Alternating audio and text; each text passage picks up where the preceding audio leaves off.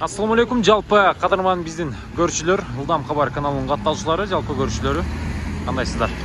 Бүгүн мен сиздерге Кара Суудан сатыла турган бизнес помещение боюнча маалымат берем. Биз турган жер Кара Суудагы Бешик базар.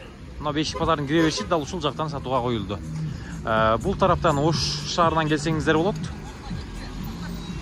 Видеону аяғына чейин көрүңүздөр. Азыркы мен айткан Бешик базардын өдөсүнө келесиздер туугандар. Бул жерде нан саткан жер бар, нан базар. Нан базардан кичине жүрсөңүздөр, мына бул жерде Farm Shop деген аптека сатууга коюлду туугандар. Бул жердин жалпы аянты 43 квадрат метр. Мына бул эшиктен бул жагы 10 квадрат экен.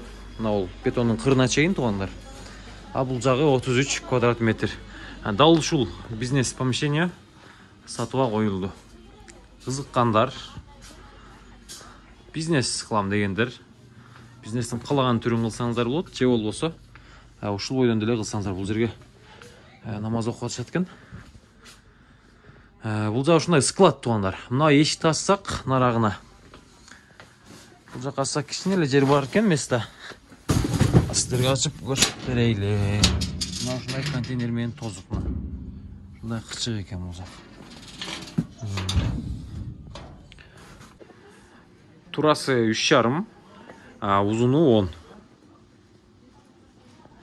10. Баасын $33,000 сурап атат. Кызыккандар, бизнес баштайм дегендер, агаларыбыз, эжелерибиз алсаңыздар болот. Мен экрандарга номерларын жарыялап коем. Тез арада байланышыңыздар, алыңыздар.